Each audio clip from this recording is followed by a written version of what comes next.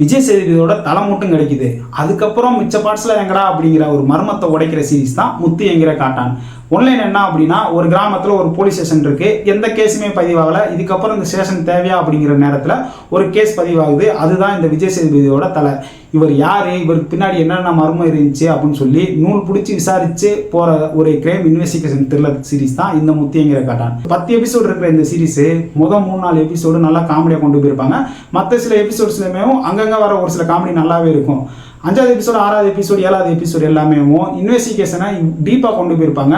அது பார்க்கறதுக்கு நல்லாவே இருந்தாலுமே என்னப்பா கதை ஒரே இடத்துல நகருதே அப்படிங்கிற ஒரு ஃபீலிங்கும் கொடுக்கத்தான் செய்யும். இந்த சீரீஸில் பார்த்தீங்க அப்படின்னா மெயின் கேரக்டரை பற்றி ஒவ்வொருத்தவங்களும் ஒவ்வொருத்தரோட பார்வையில் தான் சொல்லியிருப்பாங்களே தவிர்த்து மெயின் கேரக்டருக்கு இவன் இப்படி தான் அப்படிங்கிறத தனியாக எந்த இடத்துலையுமே காமிச்சிருக்க மாட்டாங்க. மற்றவங்க சொல்கிறத வச்சு இவன் இப்படி தான் அப்படிங்கிறத நம்ம புரிஞ்சுக்கிற மாதிரி இருக்கும். கிளைமேக்ஸுமேவும் ஒரு மாதிரி சிம்பிளாக முடிச்ச மாதிரி தான் இருந்துச்சு. ஒருத்தன் இன்னொருத்தவனுக்கு எவ்வளோக்கு எவ்வளோ விசுவாசமாக இருப்பான் அப்படிங்கிறத இந்த சீரீஸ்ல காமிச்சிருப்பாங்க.